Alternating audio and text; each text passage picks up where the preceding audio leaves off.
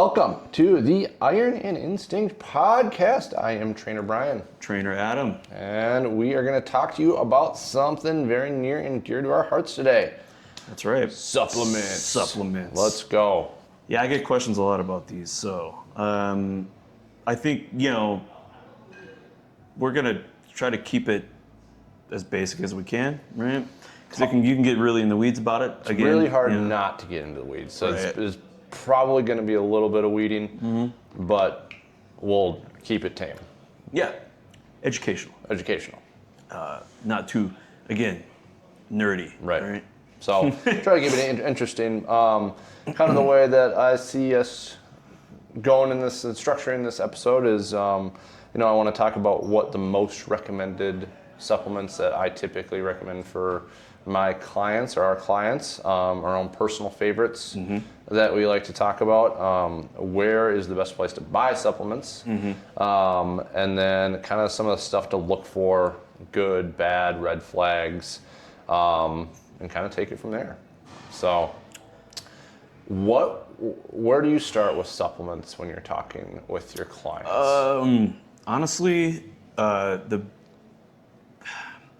biggest one I see, because we live in a very cold state, right? And as you all know, we're here in Minnesota, right? So, for instance, I'll give you a prime example. Yesterday, 80 degrees, sunny, shorts and t-shirt. Today, 40, not a lot of sun, right? So, big thing I find is a lot of my clients are deficient in vitamin D. So it's a big one I always start with. I think it's important for everyone to take, men especially. Yep. Vitamin D is crucial, especially if you work inside a lot like we do, and you don't get a ton of sun or there just isn't a ton of sun out there. Vitamin D is a really important place to start, I feel like. Yep, and that's one of the top recommended ones for me as well. And I also like to take it a step further and pair it with K2. Yep. So that it helps direct it where to go. So, the vitamin D gets in, and then the K2 kind of helps it direct throughout the body. So, as far as like amounts of vitamin D, what do you usually like to tell people? So, again, being that we are in a colder climate, again, with the lack of sunlight, I typically recommend 5,000 IU. So the IU is the unit. And if they're really like dealing with seasonal, issues, I'll even say, hey, again, these are just recommendations. I'm obviously not a doctor, but I will say, you can even double it if you're feeling really, run down. You could do like 10,000. I usually take 10,000 in the wintertime just to supplement because as I get older, I notice that that deficiency and the lack of sunlight. I notice it more every year. So it just and it drains helps. you. Yep, it helps a ton. So it does. Yeah, it's like you feel drained, and then it's like, oh, okay, I feel quite a bit better now. So again, like if you take 5,000, you're not, especially if you deal with seasonal depression or seasonal issues from the sun. I'm telling you, like 10,000 is good. And nowadays you can even buy them up. Like, it used to be that you had to buy like the 5,000 and then like take 2 of them or whatever. Right. And now you can just buy. You can buy straight up 10,000. Yeah, there was a few studies done a while back where they really honed in on that 10,000 number and found it super beneficial. I'm losing the specifics on it, but I remember because that sounded crazy at the time. Like 10,000, it seems like so much, but that's kind of making its way down the pipeline for being the new norm for what your body needs. And 2, it's counteracting how much of our lives we're staying inside compared to normal. So even not in Minnesota, but all over, people are just being inside more. We're addicted to our screens and working inside. People, they work. Even if you don't work from home, you're inside a building for staring at a screen. You're doing this and all that. Again, with like the winter, a lot of times people are going to work. It's dark. They're leaving work, it's dark, and that's why I cannot wait till summer. Like I long for summer. Yeah. So much because it's like I'm out there. Yep. So I'll still even take 5,000 in the summertime. Oh yeah. I'll half my dose, but like I'll I'll try to get out in the sun, obviously more, but still, we still work inside. I mean, as trainers, I mean, we're not, it's only we're limited to what we can do outside, so we got to kind of still train inside. So I'm still taking my vitamin D, So and the K2 is important. Yep, K2. It's very important. I'd highly recommend pairing it with K2. You can buy them both together. It'll be D3 and K2 combined. Yep. So big one for I'd say I recommend it to 75% plus of my clients. 100%, yeah. And if I remember correctly, I mean, I think the K2 definitely helps with your heart and everything too. So there's some really good. It has its own benefits other than assisting the vitamin D, but that's why they work in conjunction with each other. Yeah. Another big one, huge deficiency in this one across the board is magnesium. So we'll get a little deep on the magnesium because I think there's a lot of confusion about it. There's different types of magnesium, so you might be taking one type and not noticing the change in the area that you need it to be changing, but you might be taking the wrong type for that that need. So, but huge one people are deficient in quite a bit. My personal favorite, the one that I'll recommend out the most just because I see it the most, is glycinate. For glycinate, magnesium glycinate is typically used for stress, anxiety, and sleep. Yep. So I use it every night. Yep. Every night, man. I'm.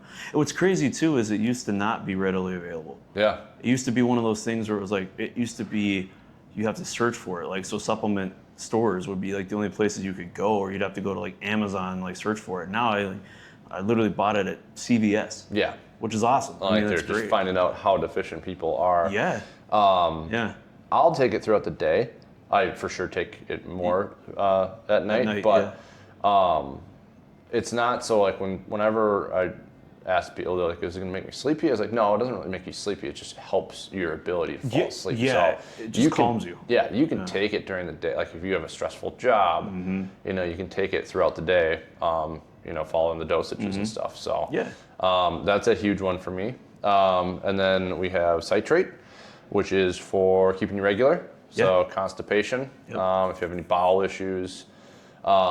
There was a time where I was accidentally taking that one before I knew all this, and it it worked too well. It's the I didn't one have a problem with that. Yeah, exactly. I wanted it for calm, de-stressing, but that's the thing though. Is that I get you though, because I had a procedure done at one point, and that's what they gave me is the bottle of it, the liquid. Yeah. And it works, it works quick too. Yeah. But the problem with that is that used to be one of the only forms that you could get in the store. Yeah, that's the most common one you're gonna see. Yeah. Really interesting enough, we used to take that supplement Calm a lot. Which is called Calm, but it's citrate. Yeah. So it's for constipation mostly. It's a little bit of misbranding there. Yeah. Yeah, so we got glycinate, stress, sleep, anxiety, citrate, constipation, and we got threonate, which is a huge one.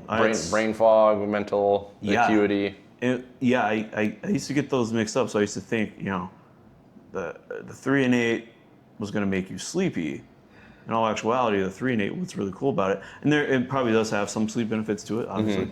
What's really cool about it is that it can, like you said, eliminate some of that brain fog that you'll deal with. It'll kind of give you a little bit more mental clarity.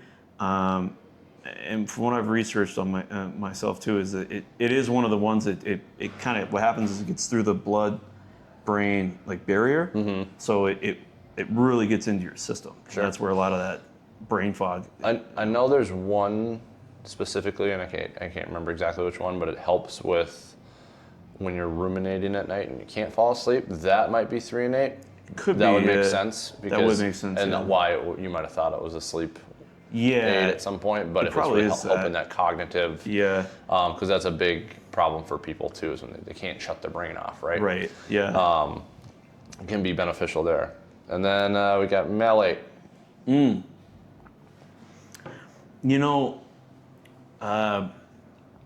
Malate, I don't know. I haven't done enough research on it. That's the thing about the malate is I guess I just I don't know. I think if I had to put it in like a tier, I would probably put that one a little lower. Yeah. So I haven't used it a ton myself. It's for muscles and muscle recovery. Yeah.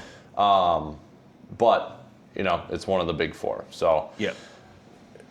Basic point for magnesium, look into exactly what you think you need it for, and then just do a little research about which type that you should be using. So they do have some like all-in-one types too. I have not experimented as much with those, but I get weary of like because then it's like then I don't know which part is working, so it's like, oh, I might feel better, but is it because of the all 3-in-1, so I kind of like I like to like isolate the things I take. Right. Unless getting back to the D3, I like the combo. Yeah. I like that they put the combo, and I searched that out. Certain stuff makes sense for the combo, like zinc quercetin, for immunity and stuff like that. But for the most part, it's kind of the all-in-one, the multivitamins. I usually like to go independent with everything as much as I can. Yep. That's actually a good point on the multi. We'll get into the multivitamins here soon, but sure. because there's definitely certain ones that I recommend over others. Yeah. So, big one here, creatine. Been pretty hot lately. Obviously, creatine has always been a huge supplement in the fitness world, but gaining a lot of traction for cognitive benefits lately. Yep. So for people who don't know, creatine helps your body produce what's called ATP. So that's your muscles energy source. If you're sprinting, if you're lifting heavy, you're very quickly using up ATP, and creatine helps you regenerate it faster. So helps with your recovery, helps with your overall workout output, studied endlessly for its benefits. Very, very little downside. Even the gastro stuff, I think, is overblown. It has had a bad rap for some gastrointestinal and a lot issues. of that's just because of it. I don't think people are hydrating enough with it. I mean, the thing is that you want to make sure that you're hydrating with it, because otherwise you can suffer some gastric, issues, I'm sure. But also you need to be hydrating with any of these supplements, honestly. You should be hydrating in general. Yes. We talked about that So last people are time. just Like bad people at are just hydrating in general. people just are constantly dehydrated. So, you can put it out there as like, oh, it's this thing, when in actuality, you're probably just dehydrated. Right. And with creatine, it is good to hydrate with that, because it will help with the absorption and everything too. I mean, that's the way I recommend it. Is I always recommend it in powder form, just because of the absorption. It will absorb into the system a little bit faster, a little bit better. Yep. But now they're getting really creative with it. There's like really cool like gummies out there, like creatine gummies are out there. They've got obviously the pill form. My only issue with the pill form is to get the amount that I recommend, which is about 5 grams a day. For the average person, obviously if you're a bigger person or like a athlete, you can go up. You can actually, and for cognitive benefits, they've even shown that even upwards of like 30 grams a day. Yeah, they're doing 30 grams for can help you with the brain benefits. So on that note, the brain studies they did are super interesting. I know it was especially beneficial to females, but but the big one is for sleep deprivation. So if you're sleep deprived, you're having your brain just not firing right. They did a high dose trial with creatine, and it's like you got a full night's sleep. It's pretty wild. So it's not a stimulant, so you're not going to feel like coffee or anything. It just feels like you have that fuel back in your brain, and you're firing better. So, and if every time if I get a bad night of sleep, the kids, I keep a double scoop of creatine, and I notice a big difference. Same. So. I had today alone. I've already had like 10, and I'll probably have another scoop like later. I mean, like I just feel run down. Again, with the weather's not great today. Do 50, dude. Right, just go all out. I'm gonna do the entire container, 100 servings. But that's the other thing about the powder form too, is that you get a little bit more bang for your buck, because like you're gonna get more servings. Because typically most creatines are going to be about 5 grams per scoop, give or take, depending on the brand. I'm not married to like one brand or the other. I am married more to the idea of the monohydrate. Yeah. There's different forms of creatine. You have like crealkaline, you have like hydrochloride. There's different forms. Me personally, I've dabbled with all the forms. The one tried and true that I stick to, especially for muscle performance and things like that, is the monohydrate. Yeah, it's the most widely available. It's the most that extensively too. studied. Yeah. You're just not going to go wrong with the monohydrate. Right. Yeah, and you can get it. I mean, like now, even at like Costco and things like that. Now, you get the giant container of it, and for those really bad days, having a big container of it is nice, because then if you have to like double up or triple up the scoops, you won't go through it as fast. I guess. So I highly recommend it. Well, the nice thing about creatine is it's relatively inexpensive. Like you said, it'll last you a long time. Yeah. If you go one of the nicer end ones, you're probably looking at $30 for a jug of it, but it lasts you a good while. Like so. I mean, like I said, I'm not married to one brand or the other. I mean, I'll. Oh, we have a caller. Welcome. Yes. Welcome. Welcome Welcome into into the the question podcast. for Adam. Yeah. Like, hi, welcome. Adam. Yeah. Long time admirer, first time Hi. caller. I love that. Okay. Let's move on to the big daddy of recommended supplements. Probably the most, protein powder. So. Yep. Protein is that is a big one. I mean, again, based on our last episode. I mean, you literally need protein. Yeah. Like there's no debate. You need it, and vast majority of people are not getting enough. So supplementation is a great option. Finding the right type of protein for you is important, probably more so than other categorical supplements. Protein is a big one, just based on your unique physiology and what you can absorb. So the most common one is going to be whey protein, right? Whey protein, yeah. Most enjoyable too, in my opinion. Yeah, and it's really, to me, it's one that digests. I mean, for the most part, it digests pretty quickly. I mean, obviously there's outliers to that. I mean, if you have issues with dairy. Yep. The interesting thing about the whey protein, though, is that when I recently did a kind of a elimination diet based on some results I got back from sensitivities I had. Dairy is on there, so dairy is out for me. However, whey protein was fine. Yeah. And it's just the way it's processed. So, I mean, it doesn't give me any issues. So Sure. Whey protein is definitely, I would say stick to like an isolate protein of any kind, no matter what we talk about. Yeah. Try to find the isolate version of that, because isolate, again, is you are isolating the whey from the casein and things like that would be in dairy. And typically it's going to have a higher protein content too. Higher protein to lower calorie ratio. Yeah. It's just cleaner protein, like Low in fat. general. Yep, you're not going to be adding a ton of calories just by adding that addition of whey in. But yeah, big one. Whey does have a fair bit of intolerances, so things to look out for is any bloating, gas, stuff like that. Probably means that your body just doesn't like it too much. Any skin issues that you notice are typically the things you'll notice if you're just not reacting well to it. Yeah. But then you got plant-based proteins, so usually based off of like a pea or rice protein. I've dabbled with them. I mean, Yeah, I think they they're make some good ones. Now that I can't really have dairy, a lot of times, sometimes I'll have kind of both in my cupboard, just in case I get tired of the whey. I mean, you can only have so many flavors of the plant-based protein that actually taste good. Right. That's kind of the fun thing about whey, is that you can get kind of creative. Like they've got cereal flavor. Like I have a cereal flavored whey protein right now. It's delicious. Tastes like my childhood. Kind of hard to do that with the vegan and the plant-based proteins, but some really good ones out there. Yeah, they've gotten a lot better with them. Yeah.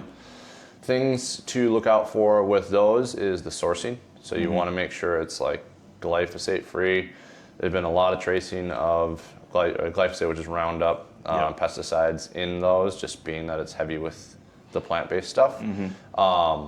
and with all supplements, you want to source it correctly. So research, reputable companies. We'll give you a few recommendations later in the podcast, but not one supplement is not equal to another as far as sourcing. Unfortunately, it's kind of the Wild West out there. So you want to look for stuff like glyphosate free or things like that. Minimal ingredients. Typically the less ingredients, the better. Yeah, and if you can buy like organic where you can, or something of that is always like, especially with plant-based stuff, it's typically going to be better for you. Yep. Just because of because of the glyphosate Roundup issue. Mm-hmm. So things like that, and then what? Those are kind of the big two categories. I like the collagen protein and then like bone broth protein. Yeah. So this one probably has the least amount of adverse side effects for people, but it's typically lower amounts of protein based on like what you get. So a little bit more expensive sometimes. You're not getting like the giant 40 to 50 grams like you would with whey, but you can get a good solid like 20 grams of additional protein. It's a good alternative if you just don't react well to the other two. Makes a great creamer too. Yep. Collagen is actually collagen, really good. You can mix it in just your coffee, anything. You can do it unflavored for a lot of it, and you don't even notice it. So you're just adding it in throughout the day. I was putting it in my oatmeal for a while. Yeah. Like doing like overnight oats, but or throwing it in with my shake. Just like, again, it's unflavored. So it's like if I'm doing, oatmeal, like oats and like a whey protein, I'll throw collagen in there too, because actually it was in that same sensitivity test. It showed me that I was actually low in collagen. So adding it back in has been really important, because again, like collagen is really good for your gut. It really is good for your joints, especially. Yep. So if you're lifting a lot, working out a lot, it's hair, skin, and nails. Yeah, and again, you don't have to choose one or the other two. You can have a mix of the different types to get the multiple benefits. Yep. Collagen's great. Even just getting extra bone broth in throughout the day will increase that. But from a supplement standpoint, I've had some really good ones. I really like the Paleo Valley bone broth protein is really good. Yep. Trade-off is that it's a little expensive. So and you don't get a ton. So. They can run. But again, you can kind of buy collagen at Costco too. You just got to be careful with with what you're. Look for the hidden, sugars and things like that. Yep. Some people, it's typically as much as it isn't going to taste good, kind of going with the unflavored is always going to be a little bit better in terms of lower sugar content, because they're not adding a bunch of stuff to it. So it's literally just going to be collagen.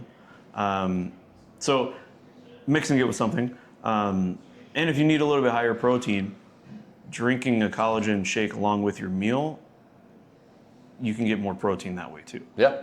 Like if you have eggs in the morning, well then have your collagen with it. Now you're adding extra. That's kind of what I used to do. I would do like a couple collagen shakes a day, and it would give me an additional like 30 so grams of protein for my total daily value. Sure. So I'm actually due for some more, so I'm gonna have to be getting more.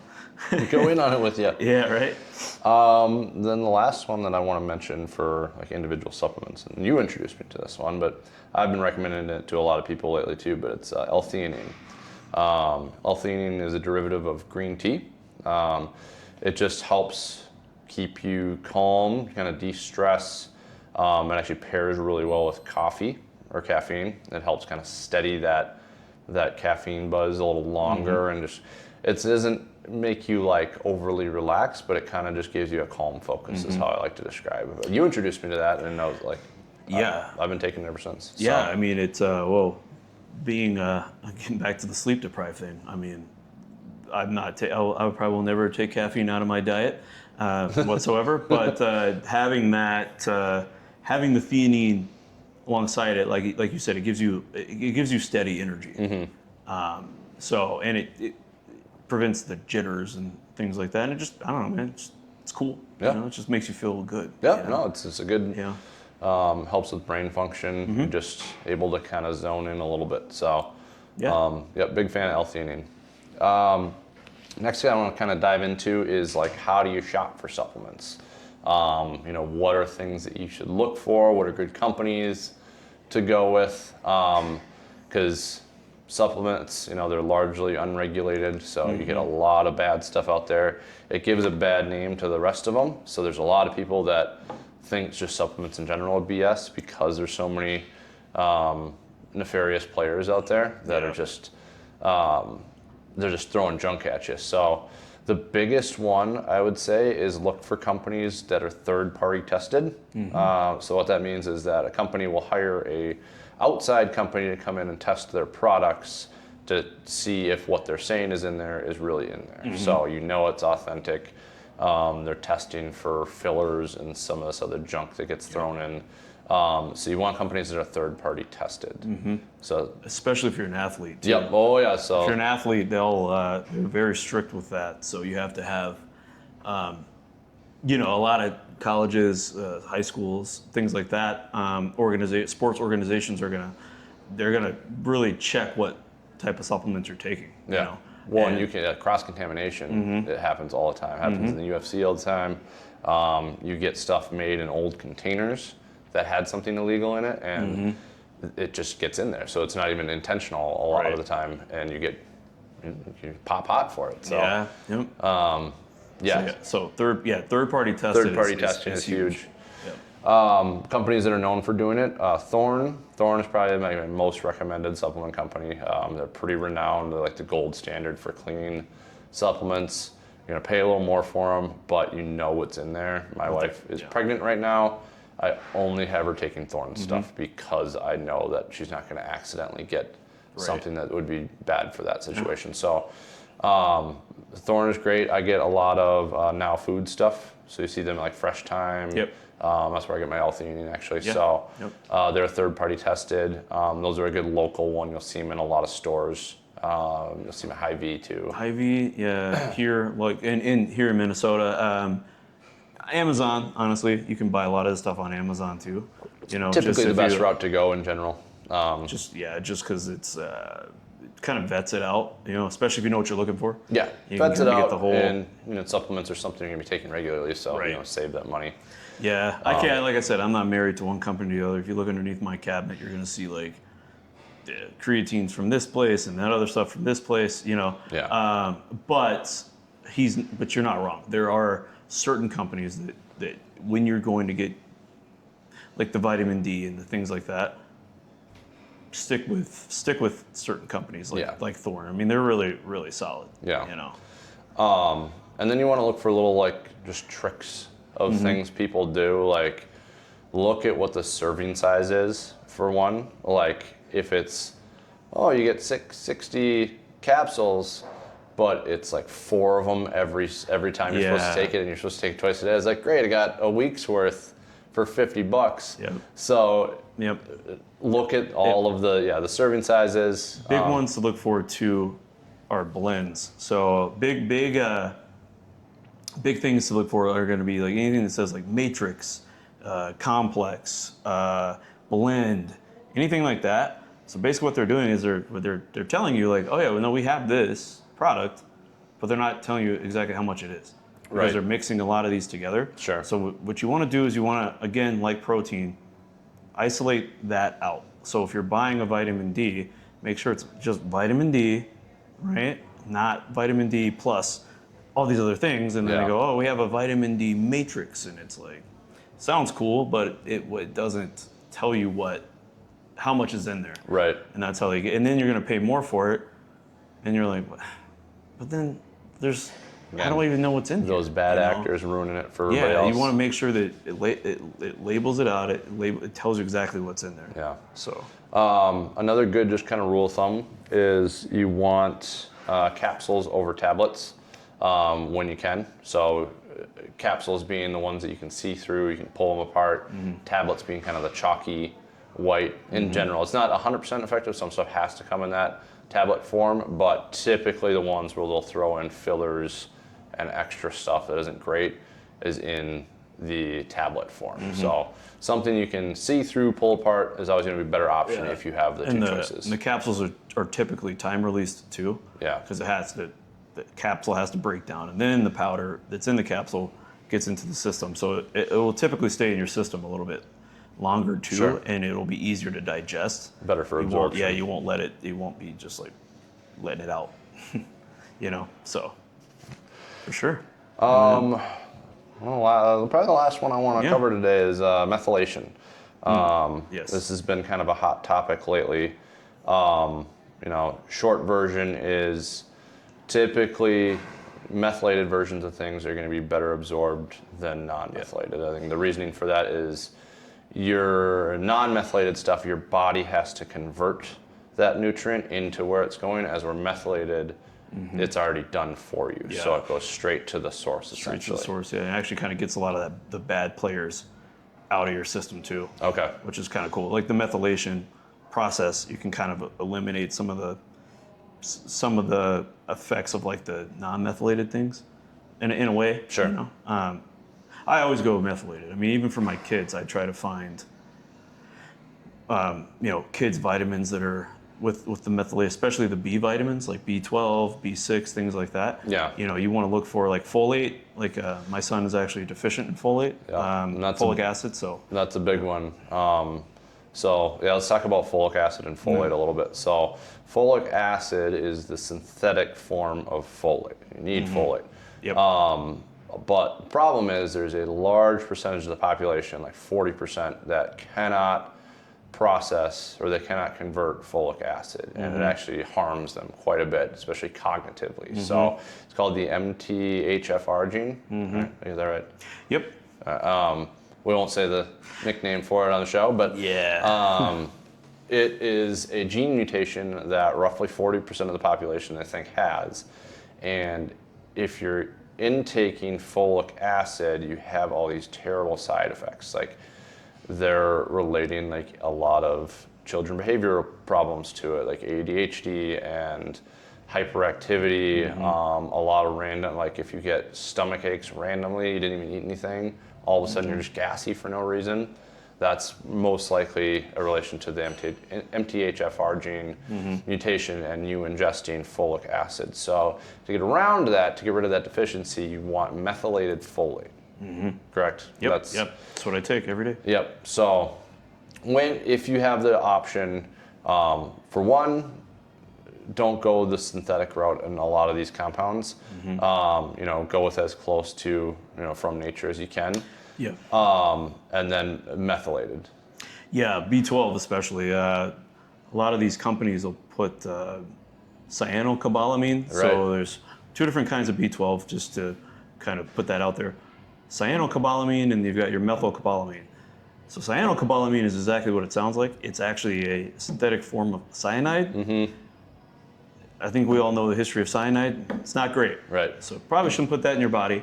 Whereas the methylated, the methyl B12, so methylcobalamin, so not cyano, methylcobalamin B12, it's a higher it's a better form, right? So your body will absorb it better, and you'll get much better benefits out of it. Yeah. Like your energy drinks and things like that, yes, I'm an energy drinker, I'm working on it. But I do try to search for the energy drinks that do have the methylcobalamin. Occasionally I'll do the cyanocobalamin, but it's not the preferred, like I don't search it out. Yeah. Like, in fact, if I see something that has cyanocobalamin, I'll literally put it back and I'll go, all right, I'll go online or I'll go somewhere to find a methylated version of that. Yep. So you want to avoid that. You want to avoid folic acid in general. Even if you don't have that gene mutation, methylfolate or just folate in general is going to be the preferred option. Yep. My kids take it in drop form. Yep. Both my kids actually do little droppers. They taste like cherry every morning. My son, actually, my 2-year-old is like very independent stage right now, but he'll take it. He'll do his own little drops, and I'm like, hey, whatever, man, whatever works, right? Yep. But, it's just things I didn't know until recently as an adult. Yeah, I wish I'd have known they're this. discovering more every day too. Right. But yeah, the link to those behavioral issues too. Like they've had complete remission of certain behavior types, and it's scary, but it's cool that we're getting some answers. Yeah. So and that's also what I recommend. Like I said, if you're looking for or if you're looking for a multivitamin, I told you earlier I was going to get back to it, but look for vitamins. They have them out there. Look for the vitamins that are methylated. Okay, and look for those because those vitamins. I recommend multivitamins for everyone. I mean, even if you have a super clean diet, at least, again, the vitamin D, vitamin C during like cold season especially, or if you like really work in close quarters with people, vitamin C is huge. But also B vitamins, good methylated B vitamin, and you will feel a lot better. Yeah. In general, overall, Yep. So. Because like I said, even if you have the cleanest diet, you can still wrap up a little bit of deficiencies that you might have. Most people do. And a lot of it is like food is less nutrient dense than it used to be, so we're just not intaking as much. Yeah. And lifestyle choices that deplete things. So, most people can benefit from some form of supplementation. Yeah. I used to be the one where I was like, I can do this all just, on the natch and all that, but it's an uphill battle. They're called supplements for a reason. Right. If you're deficient in something, if you need, it's only going to help. It's not going to hurt. Yeah. And the things we talked about today are all things that we recommend, things that we do. So I would never recommend something to someone that I haven't done myself or would do based on research. Right. So. And there's a lot more we could talk about with these, but these are ones that are kind of blanketed that I'd say most people could benefit from adding in. There's much more specific routes you can go based on deficiencies, but what you also want to be careful with supplementing is overdoing something that you don't need or your body doesn't react well to. So, consider getting like an advanced blood test. Yes, I was going to say yes. Getting your numbers dialed in so that you can see where you're lacking. Like for me, when I did mine, vitamin D popped, magnesium popped, DHEA popped. So all these different things that I needed to target, and I felt a lot better once I started. My vitamin B12 was super high, so I've reduced my intake of B12. But yes, but you said yes. Yeah. So be careful because even if you're not deficient, you could also be doing too much of something. So always, again, we're not doctors. We recommend, please, get your annual blood work done. Get advanced blood work done if you need to. Just see where you're deficient. Yep. And then, because then you really will benefit from those different things. Like my wife and my child, they're deficient in iron. Yeah. And there's a lot of people that I'm learning they're deficient in iron. So taking that, instantly they feel better. Yep. Right. So it's a big one. Ways to Well is a company I've used before, but there's a lot of them now floating around. When you get these, you'll get your blood panel. You'll usually get like a consultation. They'll give you recommendations for supplementation or therapeutics that you might benefit you. But that's becoming more and more common for people to get ahead of the game, catch something before it goes wrong, and stuff like that. So, for sure. Cool. Yeah. So again, guys, do your research. Those don't take what the two, trainers tell you as gospel. Please do your research. Go to your doctors. And just get yourself checked out, man. One thing we will say with confidence, though, is there is benefit to supplementation. Definitely. It is not quackery. These things work. They help. You just got to know what you're looking for, and you got to sift through the mud a little bit to get the good stuff. But highly recommend looking into some personal supplementation and grab a trainer and ask us. What would you recommend? And then we'll probably dig a little bit and find out what's going on with you. But there's a lot of avenues that you could really improve your life via supplementation. For sure. All right, guys. Get out there and conquer the world. Get after it. Attack today, baby. All right. All right. Later.